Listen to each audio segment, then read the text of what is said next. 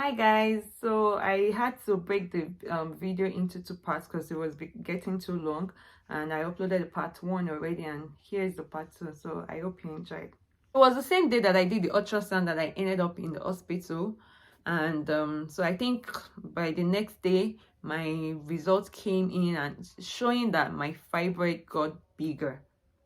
Like the biggest one was about maybe more than 10 centimeter, and that was like, I think that was like the biggest one that was really bothering me, because I kept holding my tummy on the side, like, and like I don't know, maybe because I think the baby was getting bigger and my hormones too were helping the fibroid grow bigger. And I thought the first doctor that told me that I had fibroids told me, I don't know, maybe I think I misunderstood him. I think he told me that when I get pregnant, my fibroid would shrink and it would become smaller. So I thought that would be the case. So I was shocked to hear that, oh, like my hormones made the fibroid bigger and it's about 10 centimeter or more. And that is what is bothering me. I think the word is called degenerating. And my fibroid was degenerating. So I think that means, from what they explained to me, I think that means that it was like as the baby was growing bigger and the baby needed more space, and the whatever attention that the fibroid was getting, the fibroid was no longer getting it, because the baby too was fighting for space and fighting for the nutrients. And so now the fibroid is hungry.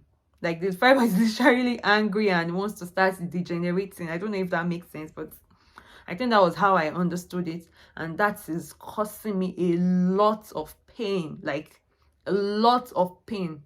That caused me a lot of pain. So I was admitted at the hospital and I was given morphine. I'm going to try to confirm the name of the medication. I confirmed I was given hydromorphine or something.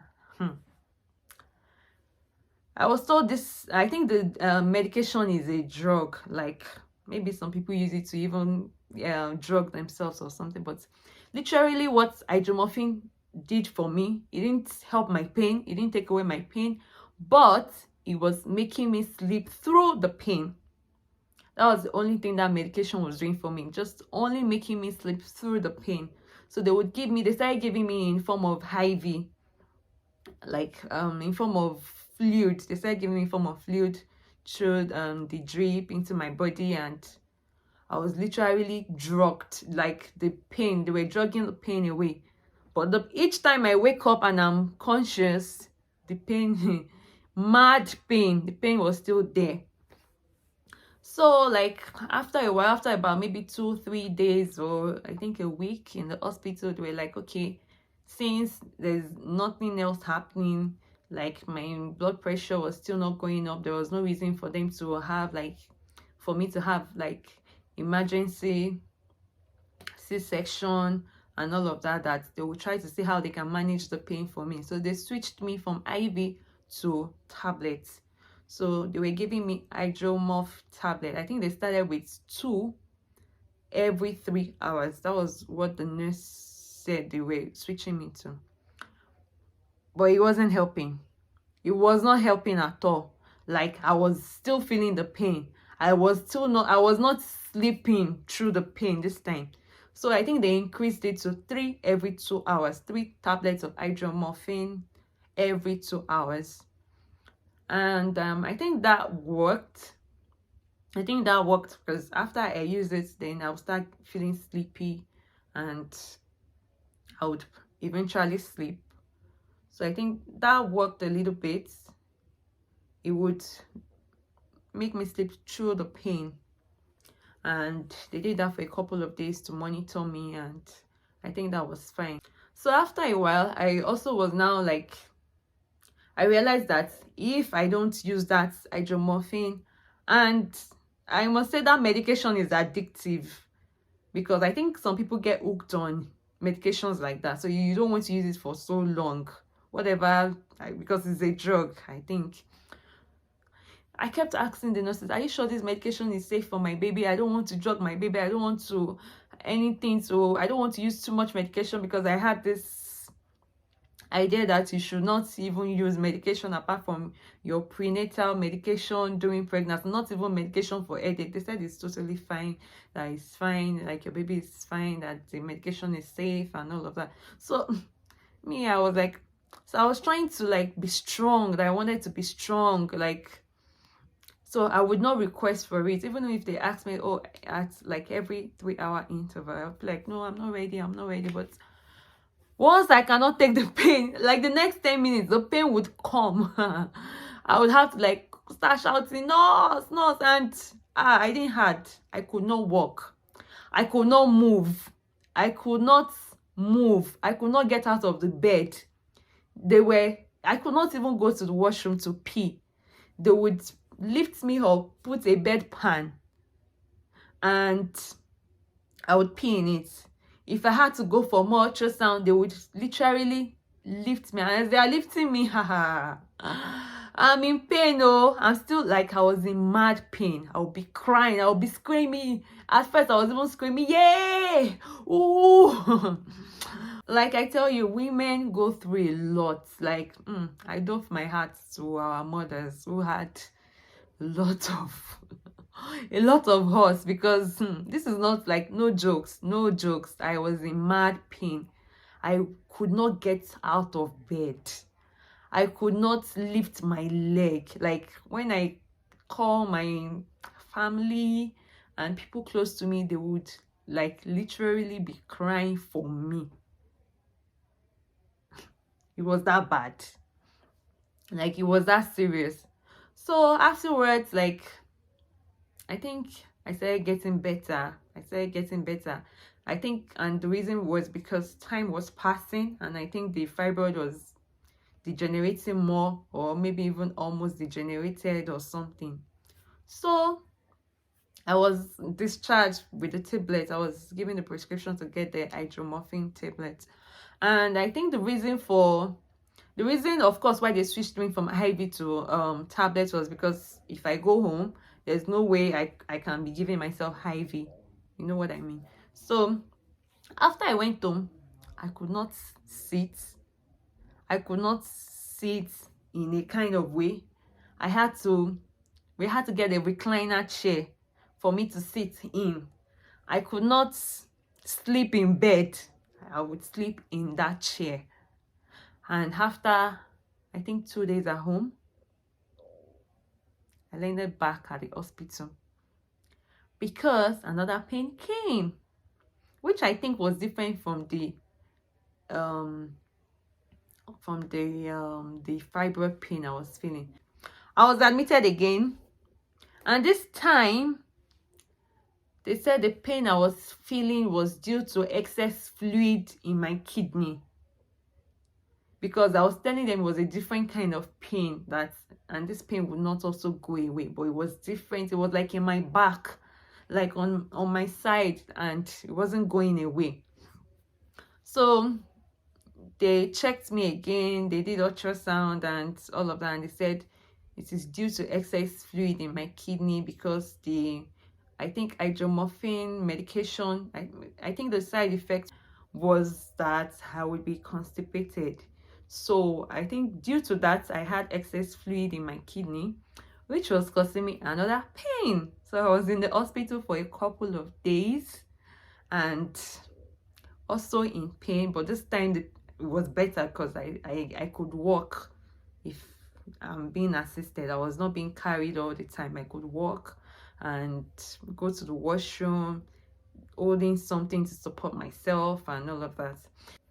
So while I was admitted at the hospital, I was transferred from my maternity clinic to say a specialist, because I was henceforth considered, my pregnancy was considered high risk, and they don't know at any time anything might happen and they might need to bring out the baby or anything. So I needed close monitoring. So I was transferred to see an OBGYN, and she was one following up with me.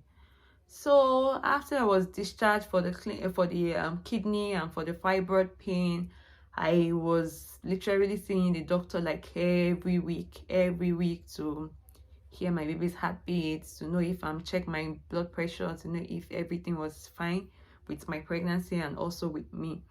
And so in between then I did my photo shoot, because I was even like, maybe I won't be able to do this photo shoot. I was doing the photo shoot, I was still in pain, but it must be fine for the gram now. So like, guys, it's beyond what you see on the gram. Like, a lot of people might be going through a lot of pain, and like someone making an insensitive comment to them, it might really get to them. Imagine if after everything I went through with my pregnancy, and maybe I'm trying to lose baby fat and my tummy is still big due to the fact that maybe fibroid is still there, and someone tells me that your tummy is big, why you did not drink hot water or something, that's why your tummy is not going down and all of that. But like, what about if the person is struggling with health issues? What about that? So please, guys, let's be nice and let's be kind with our comments and with checking on people and all of that. So okay, so fast forward to after my photo shoot.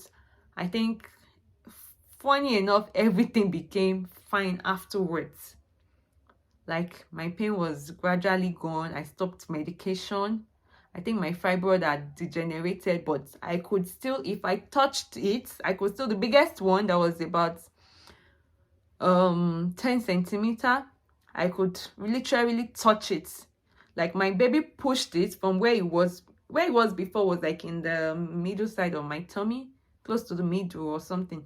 I mean, my baby literally pushed it, or the pregnancy or whatever pushed it to the side, and it was like a ball, like a big ball on its own. My tummy was super stretched, like all the oils and everything I was using for stretch mark did not work. I got like mad tiger stretch, like I was super stretched.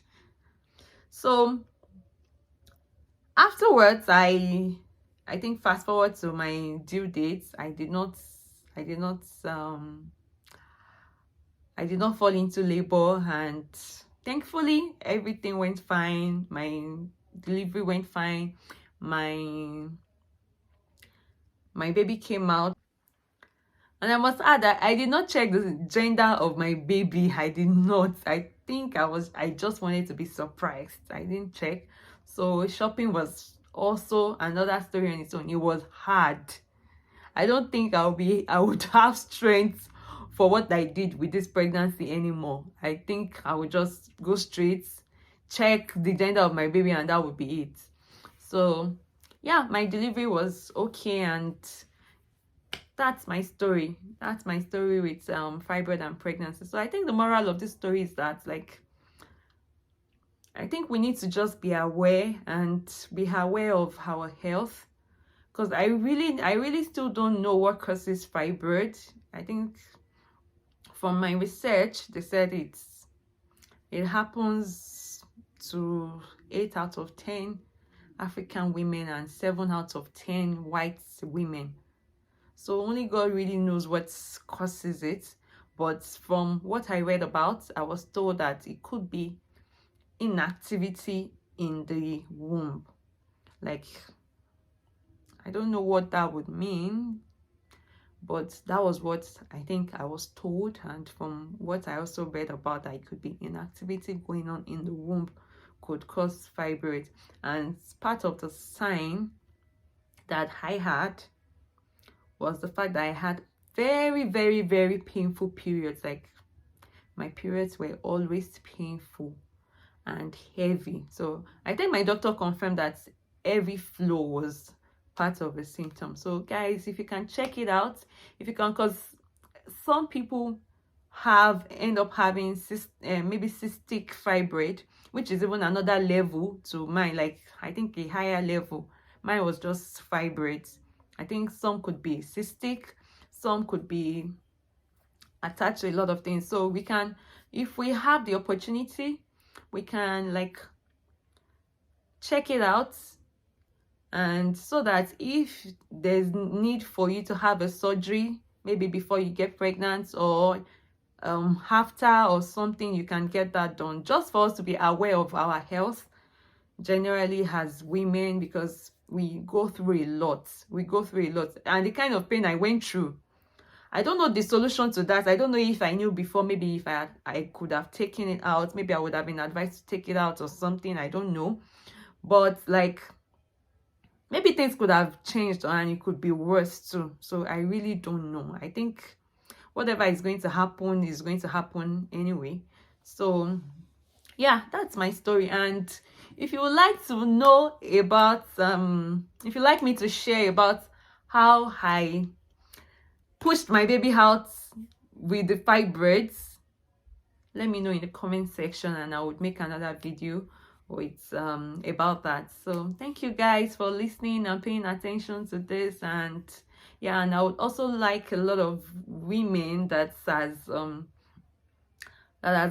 gone through this experience to share their experiences with me, so that at least we could learn a thing or two from each other. Yeah, thank you guys, love you so much, and thanks to those that reached out to me, and I really appreciate you guys. So please let me know in the comment section if you would like another video like this for me to share about how I had vaginal delivery despite the fact that I had fibroids.